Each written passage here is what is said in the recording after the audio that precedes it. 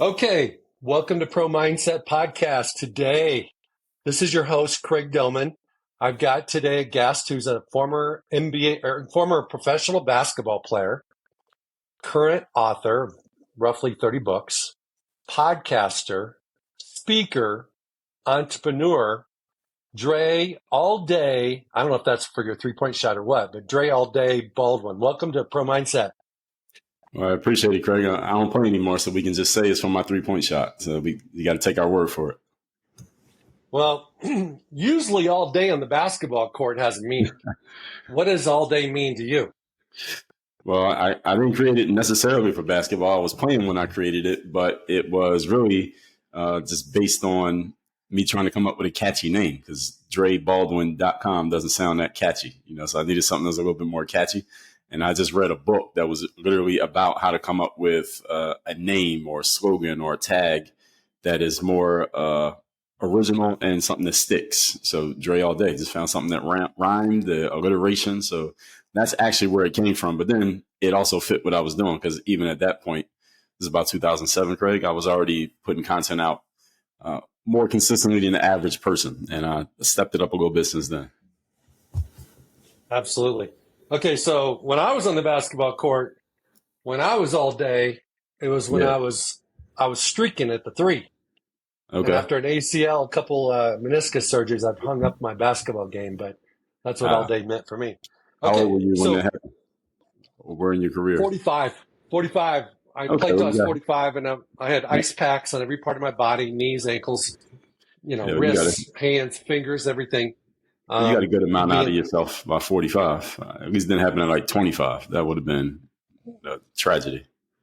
Oh, I know. Yeah, 45 is not that bad. I'm a football guy, but basketball has always been my favorite sport just because you can do it anywhere, anytime. 3-on-3, 1-on-1, 5-on-5. You can play any way you want. Yeah, okay, so today you have a very interesting story. I could ask you this question. You could spend the whole time just answering this question, but give us an abbreviated description of your story. What is your story? An abbreviated description. Okay, I'll take 2 to 5 minutes, then I'll tell you my story. So my background is from the city of Philadelphia, PA, now based in Miami, Florida. I always played sports growing up, so played a little bit of football, but I never really played football. Never actually had the equipment, so I never really played. And I played baseball. I was mediocre at best at baseball. My ceiling was I probably would have sat the bench for my high school team if I had made it. So that was as far as I was going in baseball. Got into basketball around age 14, which is pretty late for someone who's trying to go somewhere in the sport, like playing college, let alone play professionally. So high school, only played 1 year high school ball because my high school did not have a freshman team or a JV team. So maybe I would have made one of those. We didn't have it. We only had one team. And I didn't make that team until I was a senior. And that year I sat the bench. And I had a front row seat, great seats right there on the bench to watch the game. But I scored 2 points per game. So anybody who doesn't know the sports world, if you play hockey or soccer, you score 2 points per game, you're in the Hall of Fame. You score 2 points in basketball, you're nobody. So getting out of high school, I knew I was going to go to college just as a student, but I was not being recruited, meaning nobody was checking for me to come, hey, come play for my school, come play for my school. That wasn't happening to me. So the college I went to, I knew if I was going to play sports, I needed to walk on. And for those who don't know what that means you literally walk into the gym and you try to play your way onto the team being uninvited and nobody knows who you are. Now, luckily, I was able to do that because I was still getting better at basketball. I was kind of a late bloomer, given my late start. That makes sense. But the level that I was playing at was a Division III level. And Division III is the third tier of college sports. Again, for those who don't know sports too well, Division I in basketball is March Madness. Those are the NCAA tournament. That's Division I. We were down in the basement at Division III. Those games don't come on TV. So I played in college. I played, graduated, and felt like I was still getting better as a player. But again, nobody's checking for a Division III player to come play in the pros, regardless of how well you play. So getting out of college, I was in the same situation as after high school. Nobody was checking for me or asking me to come play pro. So my first year out of college, I did not walk on to play pro. There's not really a way to do that. So my first year, I actually walked into a couple quote unquote regular jobs. I worked at Foot Locker as an assistant manager. I worked at a gym called Bally Total Fitness. You remember them, Craig? As a membership salesperson. Now Bally's out of business now, not because of me. I sold a lot of memberships in the summer of 2005. But so a year. I spent my whole first year working at those jobs. And then in summer 2005, I went to this event called an exposure camp. It was kind of like a job fair or a casting call for athletes who all think they're good enough to play pro, but at the time they are not playing pro. So I went to one of those events, and you had to pay to go to these events. It was $250. I paid in cash at the door because I didn't have a credit card or a bank account at this time, age 23. Played pretty well at the 2-day event. And from that event, I got a good scouting report, and I got the footage from that event. Went back. The event was in Orlando, Florida. We had rented a car, drove to Orlando from Philly. It was about a 17-hour drive. Had to be back at work on Monday. Event was Saturday, Sunday. Had to be back at work on Monday. Drove back to Philly. And I started cold calling basketball agents. And this is really where I started to see the benefits of being able to market and sell myself. So I looked on Google, which did exist at this time, and any agent who I could find, I just Googled basketball agents. Any agent I could find who had a phone number, I called them. And I said, here's who I am, here's what I have. And now I had some collateral. This is the reason why I didn't do it the year before, because I had nothing to show them. Now I had something to show them. And out of the 60 agents that I cold called, 20 of them said, okay, let me see what you have. So I would send them the link to my scouting report, and I would send them a copy of my footage. Now, mind you, this footage was not a link to a website, because this is 2005. This was the footage from this event that I went to, Craig, was on this thing called a VHS tape. You remember those? I do. Yeah, so the footage is on the VHS tape, and I had a double-decker VCR at home. So any millennials, if you're under the age of 30 listening to this, ask your parents, so you can Google VHS and VCR. That's what they are. Basically YouTube, but it was a physical product, if you want to get an understanding. So I was making copies of that VHS tape, sending out to basketball agents. The agents that I sent it to, one of them called me back after they saw it and said, okay, I'll represent you. He became my agent. I started my pro basketball career in late summer 2005 playing in Kaunas, Lithuania. So I took that footage from the exposure camp on a VHS tape, took it to an audio visual store, because I knew that you drop a VHS tape, you leave it in the water, you leave it in the sun, or you just lose it, your footage is gone. So I wanted something that was more safe. And the internet was starting to become something at this point. So the audio visual store put it on the data CD. I put that into a desktop computer and upload the footage to this brand new website, just came out, that said you could put out as much footage as you want for free. It was called youtube.com. So I put my footage up on YouTube, and I didn't care. I mean, it's not like this was some grand scheme. It's not like this became this yellow brick road of success from that point, because who cares about YouTube in 2005? Nobody. So I went and I'm playing basketball, and I left the video up on YouTube, didn't think twice about it. About 6 months, maybe a year later, I checked on the video, and I noticed that there were comments on the video, Craig, where people who I did not know have left comments and were just asking me questions like, who taught you how to play? Where do you play? How often do you practice? Can you make more videos? Can you make videos about how to dunk or how to do crossovers or how to do whatever? Whatever they saw me doing in my footage, they wanted to know if I could teach them how to do it. And the light bulb went off in my mind here, at least a little bit, Craig, that there was a whole audience, a whole population of people who were looking to learn basketball, and they had come to the internet looking for help. And I could possibly supply them that help. So that, again, the light bulb went off a little bit at that point, because it's not like I all of a sudden dropped everything and became this influencer. So over the next 4 or 5 years, I put videos up sporadically. I'm playing basketball overseas. I'm back and forth between Europe and the USA and my playing jobs. And I put videos up in my spare time whenever I got around to it, because, again, who cares? About 2009, I found myself an unemployed professional basketball player. My phone's not ringing.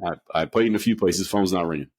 And I had this audience that's kind of building up online, but again, there's nothing to gain from having an audience of people on the internet at this time, because it's not a serious business. So I asked myself a really important question, which is, how can I combine, because at this point I'm getting to my mid to late 20s, how can I combine basketball, which is I knew I was good at it, and the internet was something else that I always had an affinity for, but I didn't know if there was any opportunity there, and making money. How can I combine all three?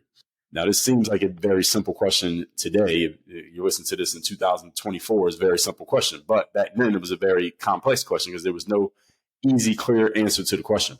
Now, I just finished reading Tim Ferriss's 4-Hour Work Week at the time, and he had given a little bit of a primer tutorial. If you have an audience online, here's a way you can test out a product. And this was on his blog, which helped sell his book.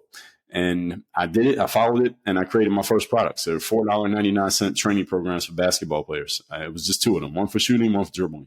And I ran a little test, and I got people responding to the test, and I started creating those products. And when I made my first sale that night, this is about 2010, Craig, I said, I'm going to do this for the rest of my life, because what I had just done was created intellectual property and exchange it for money.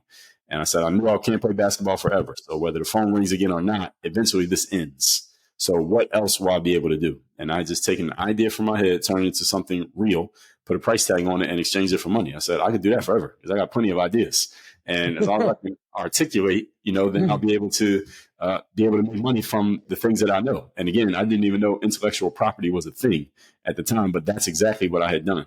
So fast forwarding here, about that time, 2010, that's when I kind of became officially an entrepreneur, because I started making my own stuff. The phone did ring again. I kept playing ball till 2015. But in that period, that 2009, about 2011, that's when I started creating my own products, because I was unemployed and I had to figure something out. It was also when the basketball players started asking me questions about mindset, because they saw I was consistently, now by this point, 2009, Google bought YouTube. And I started putting videos out every day, because I said, okay, because now Google said, we'll monetize your YouTube channel based on how many people are watching your videos. So I said, okay, well, let me just put out more videos, more opportunities to get monetized. So I started putting out videos every single day. This time my audience is beginning to grow, because this is about the time when that about 09 to about 2013 period, maybe 2014, that 5-year period, there were a lot of people watching YouTube, but not publishing on YouTube. So this was a great period for people who were already actively publishing. You could get a lot without a lot of competition. Competition started about 2014, then everybody got on it. So at this time period, they're asking about my mindset, because I'm putting out videos every day. Or they would ask about confidence, how you get out there and perform when you get one chance at a basketball tryout. Why'd you keep trying? You got cut from your high school team 3 times. You walked on at a D3 college. Like, you kept trying to play pro ball. Why? Like, what's the mindset behind somebody who even thinks like that?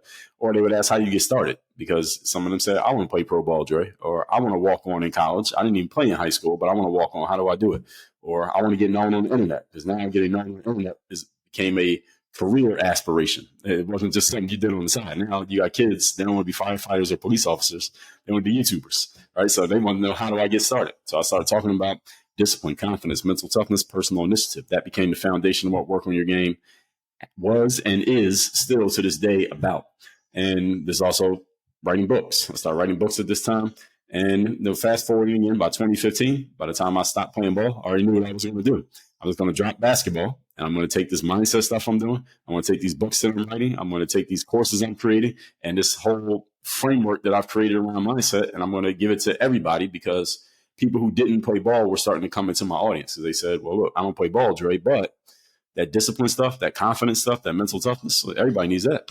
So I said, perfect. I knew exactly who my audience is going to be moving forward. And that's what I've been doing ever since. I stopped playing in 2015. And that's how we got here today. I want to dive into one thing. Sure. I don't want to know your framework yet. I'm going to give you a chance to share your framework. I just want to know about when somebody has a big moment coming up. It's their chance to be on stage. Could be a tryout, could be an interview, could be a sales opportunity, could be a million different things. What do you suggest, and what does your mindset training teach that can help someone be their best in their biggest moment, have that confidence and belief when they need to have it? Several things. The first thing is you got to do your homework. And this is a metaphor that I use when I talk to any performer, anybody who's about to be in a performance, is doing your homework. That's the mental and physical preparation that you do ahead of the moment so that you're ready when it happens and you're not figuring things out when they happen. And every professional, the hallmark of a professional is preparation. You don't have to be technically a professional to prepare ahead of time, because, I mean, that's even what students do when they have a test in school. So the preparation is, first of all, understanding what game you're going to be in, what exactly is going to be asked of you, at least learning as much about it as possible. So if you've done it before, then you probably have a good idea. If you haven't done it before, you can either go maybe look up the last time somebody did it, or if you know someone who's been there already, i.e. a coach or a trainer, they can help you get ready for the situation because they've seen what you're about to see. So knowing what game you're going to be in, and then preparing yourself for that game as it's going to be, so that when you get into the situation, you're already ready to go out there and perform. It shouldn't be brand new to you once you get into that moment, as long as you, again, as long as you can get access to the resources. The good thing today is that even if you don't know a person personally, now you can do something like this. You can hop on somebody's podcast, watch somebody's YouTube channel, follow somebody on social media, download somebody's free ebook, and they're telling you pretty much a whole lot of what you're going to see before you see it. You don't have to even know anyone personally. Whereas, back in our days, Craig, if you didn't know somebody, you just didn't have the information. But nowadays, you can get access to it relatively easily. So that's preparing yourself, again, mentally, it's preparing yourself physically, spiritually, emotionally, whatever ways you need, whatever ways you predict that your abilities will be called on once you get into the situation. Okay, Dre. One of the things that I found working with professional athletes is that this whole endeavor is not linear. And so the way I was taught by my parents and my coaches was work hard, show up early, be on time, all that stuff, work, do the preparation, do the homework. But then sometimes it still didn't happen. In the biggest of moments, like, hey, you make the free throw or not decides the whether you win the game or not. It's maybe a coach challenges you and says, hey, Dre, it's you v somebody else. Hey, whoever scores first is on the team. And so what happens is people, including myself, have failed many times, even though we've done all the work. We are emotionally ready. We're spiritually ready. We're physically ready. We're mentally ready. We prepared. We visualized it. And we still fail. What is your explanation for why? Well, and even in your own life. Sure. There have been times, plenty of times, where I felt like I was really ready for a game, for example, and then didn't play that well in the game. It wasn't scared, wasn't nervous, felt fine, but the shots just weren't going in the basket. And the thing about sports is that it's an inexact science. Sports is an inexact science in that you could do all the preparation you want, and then you get in the game and you're a pitcher and you can't throw a strike, or you're a batter and you can't hit the ball. You're a shooter and your shots are just not going in the basket. Sometimes you have days like that. And it's expected, and it will happen. Even the best of them have those days. They don't have them every day, but they do have those days. And I am a type of person who have always been metaphorically speaking, a distance runner, Craig, in that I played a long game. So, yeah, there may be that one day when this player who's not half of my ability was able to get the best of me that one day. But if we look at the entire body of work between me and that player, there's no comparison. So it's understanding that every once in a while you will have one of those days. But in the long run, in the big picture, you are what your performance says about you. And the longer you're in the game, the more clear it is who you are and what you're doing. So I'm the type of person who always had the mindset that the longer the race, the more clear it was going to be that I'm winning, no matter who I'm going up against, because I've always been a competitor. So I'm not a sprinter. Again, let's play the longer game. The longer the game, the better chance that there's not going to be any upsets. So it's just like in the NCAA tournament, there's only one game. So anybody could beat anybody on a random day. But in the NBA playoffs, is 7-game series. Usually there are no upsets in those because you know exactly who's who and what's what after so many games facing the same opponent. So that's the way that I look at that, playing a long game that, yes, some days you may have a bad day, but in the 7-game series, you're not going to have 4 of them. Okay, so that's absolutely true. That's correct.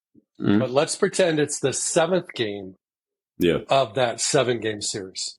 Mm-hmm. Let's say, there's not 40 tech companies you could get a job with. So if you're playing the long game, the first interview you have, if you don't get it, you don't sweat it because you got 39 more potential opportunities. Mm-hmm. But when you go to the NFL Combine, you get to do it one time. You get to run that 40 one time. You go through the NFL draft one time. And a majority of the rookies that get cut by the NFL in training camp never come back. They never put on an NFL uniform again, the majority of them. So my question to you is, and I'm asking you to double down on this, what do you do in that situation? Because you can't play the long game. It's now. Right. There's no long game. That's right. Well, it's understanding that you do have that one shot, and that can be looked at in multiple ways. You can look at it as anxiety-inducing, fear-inducing pressure because you only have one shot, or you can look at it as excitement-inducing, hey, I'm ready to go, anticipation, because you have one shot, and you can make everything that you want to occur in your life happen based on what you do in the next hour or the next 2 days, whatever the situation happens to be. So this is all a matter of framing. How do you want to frame the situation? Because when you feel those butterflies in your stomach before some event, that you look at that as, oh man, I'm nervous, I'm going to screw up. Or you look at it as, oh, I'm excited because my body and my soul knows that this is a big event and this is my big opportunity right here. So this is all a matter of how do you choose to frame and look at the situation, because you have a choice in that framing, looking at the situation. And this also plays a role in what the question you asked me before about the mental and emotional preparation for the event. If you know that's the event you're about to go into and you know it's 3 months away, you can start mentally getting yourself ready for that before it even happens. So by the time it happens, you've gone over it in your head so many times. You've seen this movie before so many times. By the time you get there, you're not overwhelmed by the moment. Absolutely. So just two examples. One is two examples. One is because you're from Philly, the city of brotherly love. You know, Donovan McNabb never got it done for the Eagles. And Jim Kelly in Buffalo went to the Super Bowl 4 years in a row. I think it was 4. Maybe it was only 3. It was 4. 3 or 4. It was 4. 4. Mm-hmm. The Bills never won when he was the quarterback. Mm-hmm. So I guess the thing that I have found in this mindset space is that how do you prepare for that one shot? How do you prepare for it? And what I found is that just like an iceberg, you know, the part that you could see didn't sink the Titanic. It's the part you can't see. And the part you can't see in your mindset is your story, whether what you're doing with your mental battles, with previous failures, disappointments, rejections, noise, distractions, broken relationships, and can you own your worth? Are you a 99.9er? Because most people, including myself, and many times in my life, I've been a 99.9er. I believe in myself, totally. I'm all in on me. But man, when that comes up, I just don't talk the same. I don't respond the same. I have stress in my body. So what I found is the solution for that. I'm sure there's multiple solutions, but one of the solutions is to rewrite your story, win your mental battle, and own your worth. Because before you show up on stage, before you show up in that tryout or whatever that one shot is, you got to make sure that you're all in on you, because we all have this little voice that comes with us. It says, hey, remember what your dad said? Remember what that coach said when you were a freshman in high school and he cut you from the team and he said, hey, man, you just don't have what it takes. Whatever he said, you think, that guy forgot about whatever he told you literally within seconds after he told you. You could have had a good friend or a sibling or a parent say something to you that was negative. You forgot about that within an hour. It's still in your subconscious programming. When does it show up? It shows up in those big shots. It shows up in those big moments. And so you have to heal, you have to forgive, and you have to reframe all those things so that when you show up for that big moment, it doesn't come with you. Thoughts on that? I agree. You saw it out there. So I agree with that. And getting yourself mentally prepared, I think, is the biggest part when it comes to any type of performance, is because the mind controls the body.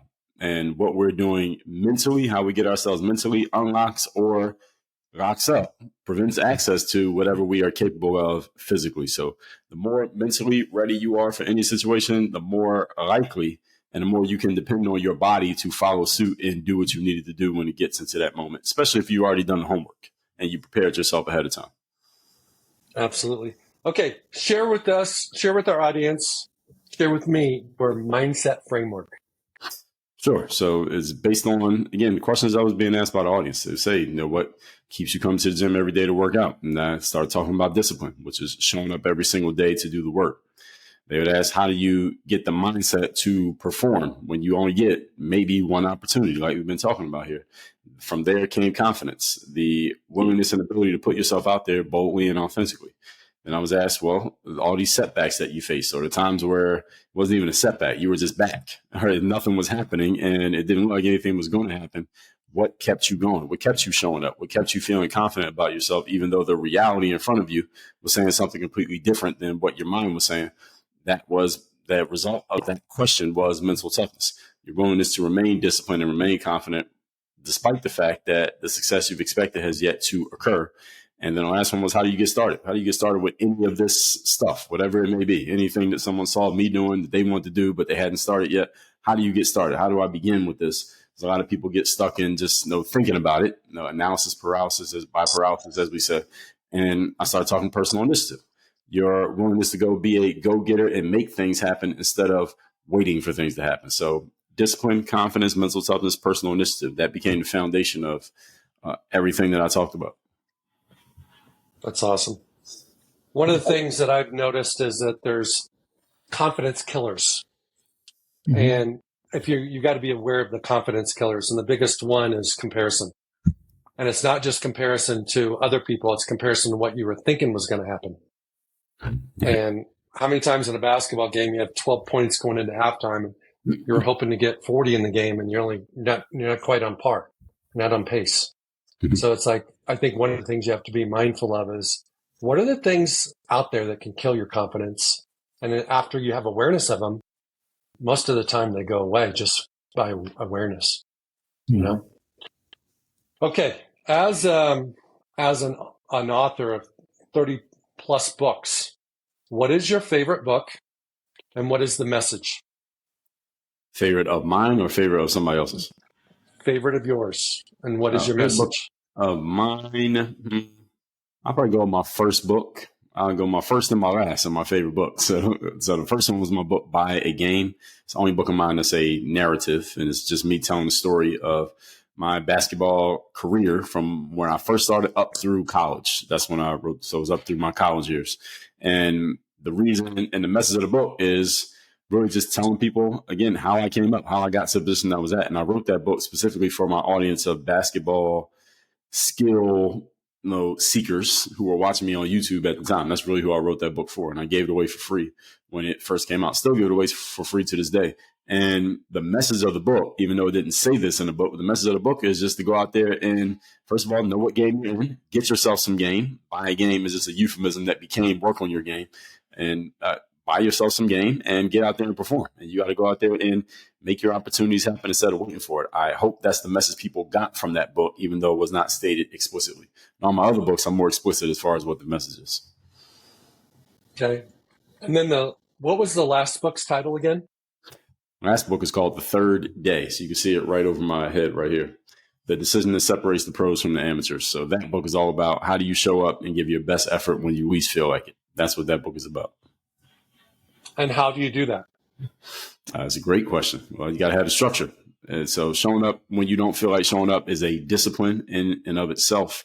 The challenge with people when it comes to any kind of discipline is that they go about installing discipline incorrectly. This is the reason why you ask 10 people on the street, is there something in your life in which you want to be more disciplined or need to be more disciplined? Almost everybody will say yes, with my saving money or working out or finishing my book or with my business or my side hustle, studying in school, whatever it happens to be. The reason many people fail to get the discipline, despite the fact that they want it, is because they don't have a process for making it work. The only thing most people try when it comes to discipline is force feeding it. They basically try to force themselves to be more disciplined.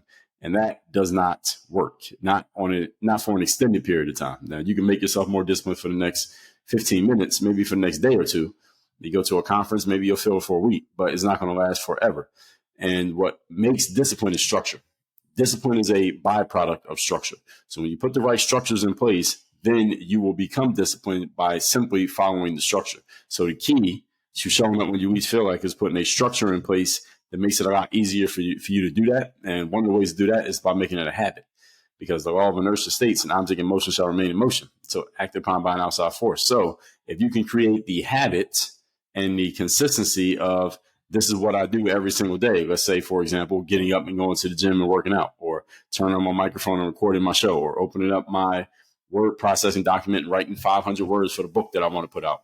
If you can make a habit out of that, then it's easier to continue the habit than it is to break the habit, even if that means continuing to do something rather than not doing something. Whatever you're used to doing, your body and your mind are usually going to want to keep doing it rather than breaking the cycle of what you've been up to this point. So if you're not doing what you want to do right now, then you have to break that inertia. And if you are doing what you need to do right now, then all you have to do is just let the inertia keep working in your favor. So that's where the structure comes in. You put the right structure in place, the habits automatically are produced by following the structure. So just building a house, you have a foundation, then you build the structure, put on the roof and all that stuff. What is the number one foundational element of your mindset framework? What is the thing this is what everything sits on? Discipline. What we just talked about. Yeah. Okay. But I heard you say discipline comes from structure. That's right. Okay. How does purpose and passion fit into that? That's a really good question. I think purpose is a big part of it. Passion, sometimes. Passion, I look at passion the same way you can look at salt, pepper, and oregano when it comes to a sandwich. Like, it's cool if you have it, but you still have a sandwich if you don't have it. So do I always feel passionate about getting up and going to work? No. Do I always feel passionate about going to the gym? No. Do I always feel passionate about doing anything I need to do for my business? There are some days where I don't feel any passion whatsoever for doing those things. I might not feel passionate all day about anything, but I still do my job. So you may not be passionate right now, but you're here. Yeah, that's right. So the key of, again, the hallmark of a professional is showing up every single day and doing the work, regardless of how you feel. That's why the third day is what it is. It's about how do you show up and give your best effort when you don't feel like giving effort, because when you feel like it, everybody shows up, right? So at the beginning of the year, how many people do you see in the gym? Not everybody's in there. It's crowded. You can't even get on the machine. By February is a little bit less, and by around St. Patrick's Day, you got the same people who were there at the end of last year, right? So because the passion has worn off for them. So passion is not a big part of our formula. It's actually not a part of our formula at all. If you have some passion, cool. You can put gasoline on whatever it is that you're doing. But if you don't have passion, that's fine too. We still wouldn't get the job done. So the other part of your question was about purpose. Purpose is a big part of it, because I tell people all the time that success happens on purpose. And for you to be successful, you must be both conscious and intentional about your success. Conscious meaning you can't just expect your subconscious to do it for you, or for you to do it just off of some energy floating through the air. You have to be consciously thinking about it. And the reason why that matters, the reason why it has to be said, because most people might say, well, isn't that obvious? I mean, we all have brains. We all think all the time. Yes, we do. But most thinking is habitual. 85% of the ways that we think are habitual, meaning we think the same stuff over and over again. The same triggers lead to the same thought patterns. This is the reason why most people don't change in life, because they follow the same patterns over and over and over and over again. One thing that I say kind of as a tongue-in-cheek, but it's not a joke, is that if you haven't seen any of your high school classmates in a long time, don't worry. They're the same people they were the last time you saw them. They just got older and uglier. Nothing else changed about them. And the reason is people don't change, because people are not conscious about changing. And if you don't consciously think about change, you will not change. You'll just keep doing the same stuff over and over again, and time will go by. And the other part of that is the intentionality. You have to have an intention to change. Again, change does not the kind of change that we want does not happen without an intention. You have to be intentional about making a change. So if you want to put on more muscle, or you want to make more money, or you want to break a bad habit, or you want to build your business, or you want to lose weight, or whatever it is you want to do, you want to run a marathon, that's not going to happen just randomly. Right? You have to be thinking about it. And when you're thinking about it and you're intentional about it, then you're probably going to make some intentional action. You're going to take some intentional actions that will lead you toward the path of doing it. So someone wants to be in shape and they haven't worked out in a while. Well, they'll probably, with the intention, they'll probably find their way to a gym, or they'll find a personal trainer, or they'll find some app that they can work out with in the living room. They will do something about it. But if you're just thinking about it, but there's no intention, you're not going to do anything. And if you have the intention, but you don't get conscious about it, meaning you're not actively looking for ways to make it work, then that's not going to work either. So the purpose part is big for what we do here. But the passion part, again, is take it or leave it. We don't need it. One of the hardest things for people as we get older is to change, for all the reasons that you just said. So I'm gonna repeat some of the things you just said. Because of subconscious programming, everybody does the same thing 80-90% of the time, every single day. Think the same thoughts, drink the same coffee, eat the same things for breakfast, all that type of stuff. For those people that are listening, give them a 3-step process for getting that momentum to change. So is it having the thought that you want to lose 20 pounds? Is it saying that you're going to cut, the next meal you have, you're going to cut your calories in half? Give me like a structure, a change game plan. Okay. Well, the first thing is, as Napoleon Hill said in Think and Grow Rich, all change starts with a thought, a conscious thought, a burning desire to actually achieve some type of outcome. So it starts with a thought. It starts with the intention. This is the thing that I want to achieve. That's the starting point. What is the outcome? The outcome needs to be clear. And it needs to be something that we can check a box and we can draw a clear line. Okay, you did achieve it, you didn't achieve it. So i.e. it needs to be something that's measurable. Okay, I want to lose this many pounds. I want to make this much money, like this exact amount. I want to have this thing done and finished. And it can't be something that's kind of like, I want to get in better shape. Or I want to feel better. I want to be more confident. You can't measure those. So it needs to be something that's measurable so that we have a clear black or white. That's number one. Number two is, in order for you to achieve this, we need the structure. What is the structure that would need to be followed in order for this to happen? So in order for this outcome to occur, what else needs to be true? And you're going to answer that question. What else needs to be true? Keep asking that question till you work yourself backwards to where you are today. And there you have in reverse, kind of roadmap in reverse of what it is you're going to, what steps need to be taken. Now, it doesn't mean you're going to do it, but what steps need to be taken. You can see it is laid out there in front of you, and then you can make a decision about whether you're serious about achieving this outcome or not. That's step number two, is laying out a clear structure. Usually a good coach or trainer or expert can help you lay this out, because most people can't do that on their own, even though technically you could. Most people don't. And the third piece is the most important piece. All right, in order for me to achieve this outcome and take these steps to achieve it, what type of person do I need to become? And the reason why this is the most important question is because this is the starting point of the change. The starting point of the change is not what's the goal. The starting point is not the actions. The starting point is, who do I need to be as a person? And the reason why this matters so much, Craig, is because a lot of people, most people who are listening to this, they have control of their mental faculties, are pretty good at desire. All right. Most humans are pretty good at desire, especially in Western society. We desire all types of things. That's why we have a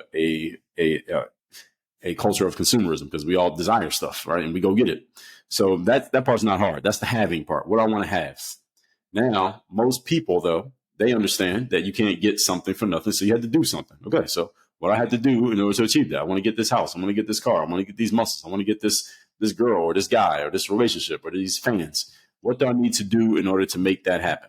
This is where and why most people spend all of their lives working. All right, go to work. All right, did I get the goal? Not yet. Go to work again. Did I get the goal? Not yet. Let me work harder. Let me do some different type of work. Let me get some more information about work, and work. Most people spend their entire lives working and literally work themselves to death, literally to death, because that's their formula. All right, what do I want? If I don't have it yet, let me go work. And if I don't have it, if I'm not achieving it, then clearly that must mean I'm not working hard enough, or I'm not doing the right type of work, or I just have to change something about my work process. And when I find the right formula for my work process, then I'll achieve the outcome. This is an inaccurate formula. And this is the reason why many people work really hard yet don't achieve their goals, because they never ask themselves the most important question: who do I need to be while I'm doing this work? Because you need to change who you are fundamentally and how you are thinking, your posture, your aura, who you see when you look in the mirror. That has to change. Then you go do the action steps. Then you get the outcome. But since most people never even ask themselves the question, who do I need to be? They just go straight into the effort part, and they never change who they are. That's the reason why they don't get their outcomes. And this is why you get people who are very frustrated, because they're like, I'm doing all this work. It looks like I'm doing the same thing that he's doing and she's doing. Why are they getting outcomes and I'm not getting, and I'm working 3 times harder than them? It's because they asked themselves a more important question than you did. They're operating by a different formula. So the 3-step formula in reverse here is be, do, and have. Who do I need to be? Then what do I do?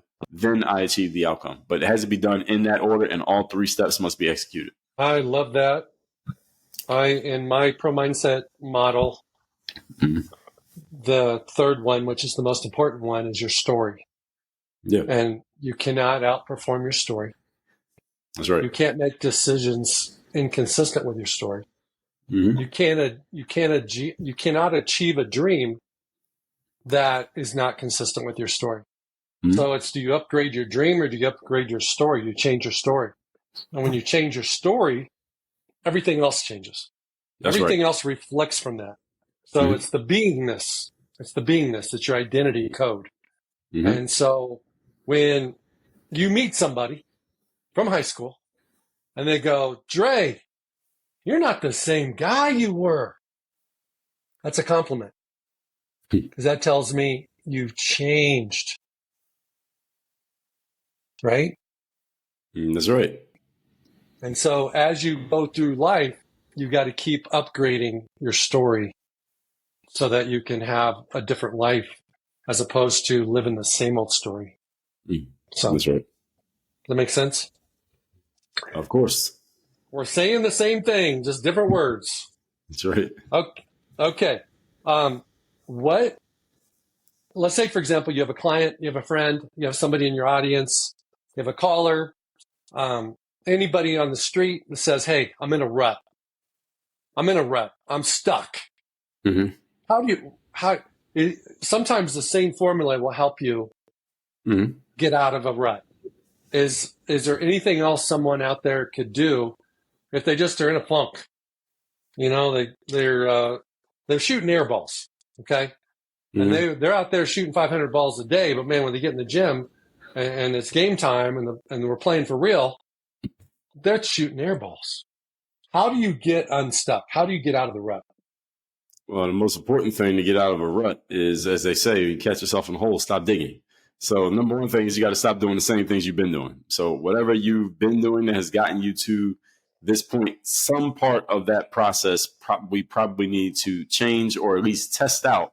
If we change this, what would happen? Let's start testing things out, because if you feel like you're doing all the quote unquote right things, but you're not getting the outcome, well, the outcome is disagreeing with your theory, right? So we have to figure out what's happening in this process, and let's test out different parts of this process. So in marketing, we call it split testing, right? Let's work on the headline. Let's change the headline, see what happens. Let's change the video. Let's see what happens. Let's change the color of the button.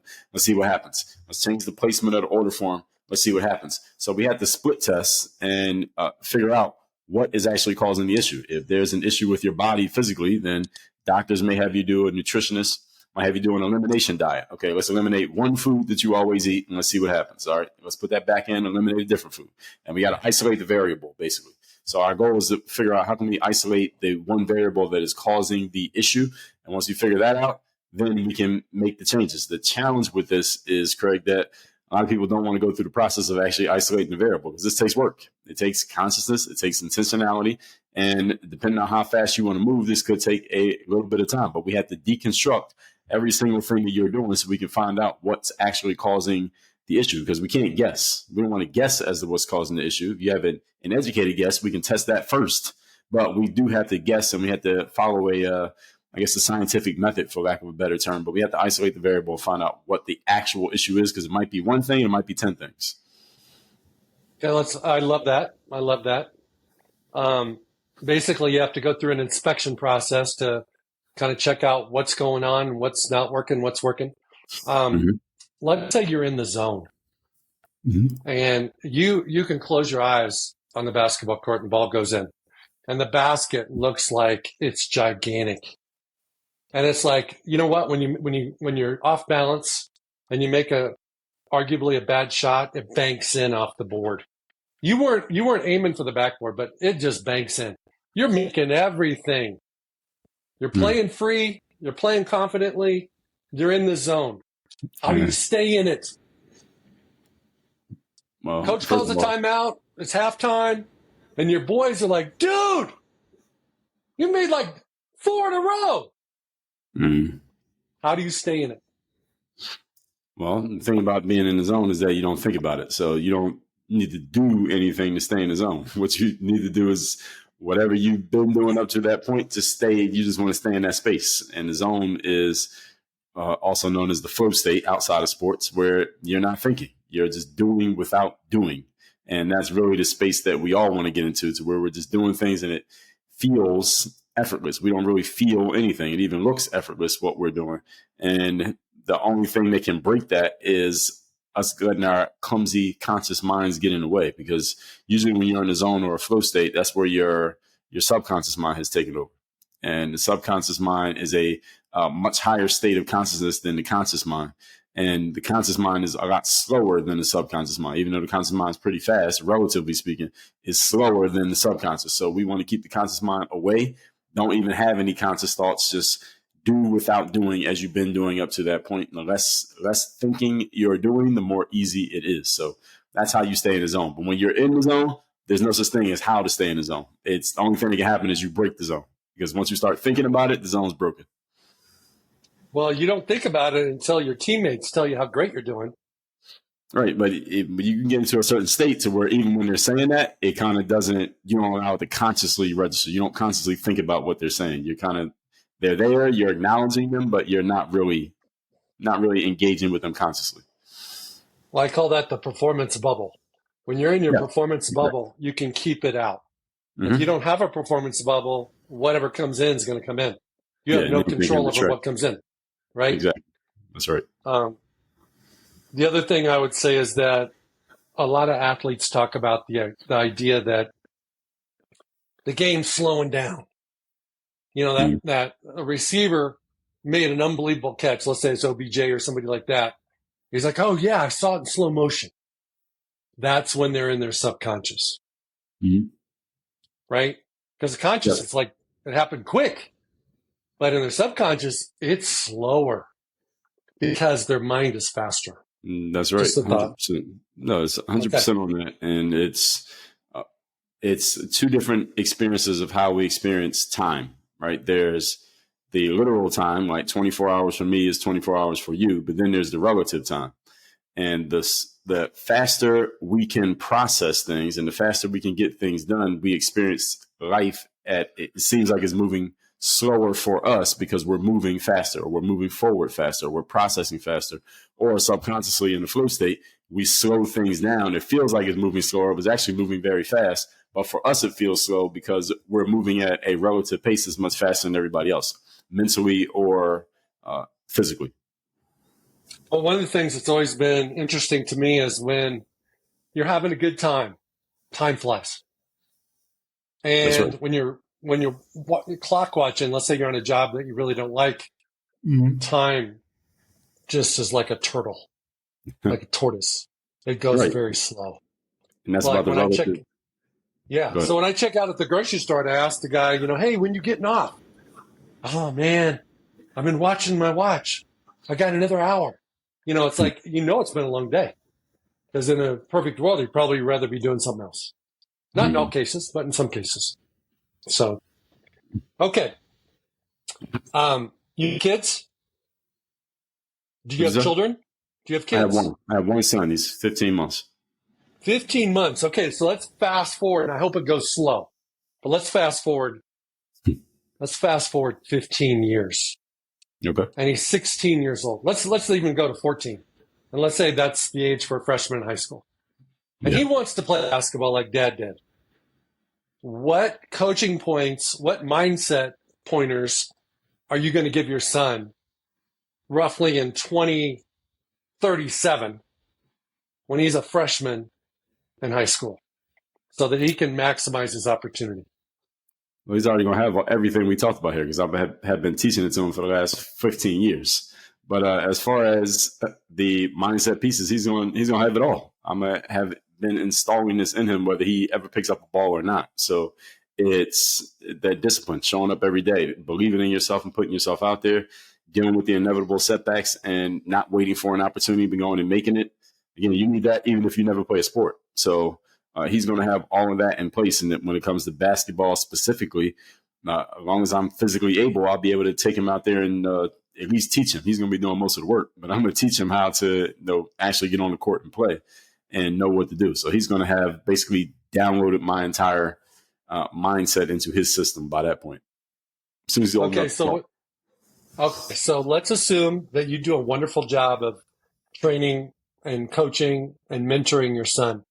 What is going to be the thing that he has at 14 that you didn't have? A coach at home he doesn't have to pay. That's one. So that's one thing he'll have. Secondly, he'll have an early start in the game because I didn't start till I was 14. So he'll be starting. He can walk now, but he doesn't have the coordination to dribble. So as soon as he can do that, I'm saying maybe another year and a half, and he'll probably be able to dribble the ball. So he will have started in again, he has a trainer at home who knows the sports world. My dad was in my life 100%, but he was not an athlete. He didn't play. No, he liked sports and he could coach a little bit, but he didn't play. And he probably didn't have the resources, specifically the time and attention to train me. If I wanted him to be a trainer, he couldn't have did that. I can do that for my son. So my son is going to have a built-in advantage that other kids probably don't have, that they got a trainer, an athlete at home for a trainer. And he's going to not only have the mindset piece, he's also going to have, I don't know what physically he's going to turn out, but physically he'll have somebody who knows exactly what he needs to do and what pieces he needs to have. And also, I'm not going to be his youth coach. I'll get somebody else to do that. I'm not a coach, but I'll be in the stands watching. Okay, so when are you going to let him beat you in the driveway? As soon as I would say he'll be able to beat me by the time he is, they're probably around that 13, 14. He's going to have to get strong enough because I'm going to have the strength advantage over him. So I'll be able to beat him. The old man strength. Yeah. He's going to have the little boy weakness. So it's really more about his weakness than my strength. Absolutely. Yeah. Okay, Dre all day. We're going to wrap this up. I just want to ask, is there anything that you would like to share with the audience about your framework? This is open mic. Anything you'd like to share? And then how can they find you if they're interested in listening to your podcast, getting your books, any of those types of things? Well, everybody has a game, right? No matter if you're a librarian, an athlete, a podcaster, an entrepreneur, or anything in between, we all have a game. Whatever thing that you do, there's a game involved in that. And it's each of our jobs to understand what that game is. And once we understand the game, then you have to work on your game so you can develop the skill to create an opportunity for yourself. Once you create the opportunity, now you got to go out there and perform. Life, as is sports, is a performance-based business. You get the business based on your performance, and it shouldn't be based on anything else. We know some areas of life where it is, but it should just be based on performance. You perform, you produce results. When you produce results, you get rewards, which is usually what everybody's after, are the rewards. So whether that be money, happiness, fame, success, admiration, followers on social media, whatever, those are the rewards. And when you can produce rewards consistently on call, you can write your own ticket. Basically, you can dictate to the rest of the world what they have to do in order to get you to produce those rewards. Those are the highest performing people out there. They get to basically call their own shot. So that's what everyone here should be looking at. And that's the formula everyone should be looking to follow, whether you play a sport right now, whether you're thinking about playing a sport, or you will never play a sport. That is the formula that you need to follow. As far as my books, I got a bunch of them, but I'll tell you about that book, The Third Day, which you can see if you're watching on video, is right above my head there. It's called The Third Day, The Decision That Separates the Pros from the Amateurs. We do offer everyone a free copy of that book. We just ask that you cover the shipping. If you just go to thirddaybook.com, the book is free. Again, you just cover the shipping. We will ship you a physical copy of the paperback version of that book anywhere in the world, wherever you are, just cover the shipping. As far as where else to find me, I'm on every single social media app. We publish everywhere, multiple times per day. I'm probably most active in two places, which is Instagram, where I use the Instagram stories function a lot. And that's just my name, Dre Baldwin. And then on X, formerly known as Twitter, where that's usually what I use as my news site. So I get into some interesting conversations over there about current events and social issues. So those are the two places I'm most active when it comes to social media. But as far as my production, I also have an email list. If you get my book, you'll be on my email list. As soon as you put your email in, we got your email. You'll be in my emails. I write every day. I am still a writer. I'm a writer more. I was a writer before basketball. I was a writer before YouTube. So I still write a ton. I still got more books coming. So get on my email list. Again, when you get my book, you'll be on my email list. You'll be getting those emails almost every day. Awesome. Thank you so much for being on Pro Mindset today. Absolutely. Thank you for having me on. Thank you for sharing your platform, Craig. I appreciate it. You're welcome. Hey, it's Craig Domann, the host of Pro Mindset Podcast. I want to thank you for listening or watching today's show. And you can catch us every week on the normal social media platforms like YouTube, Facebook, Instagram, and all the listening podcast platforms. I hope you enjoyed today's show, and more importantly, I hope you gained a pro mindset insight. Please be sure to rate and review Pro Mindset Podcast, and I look forward to catching up with you on our next show.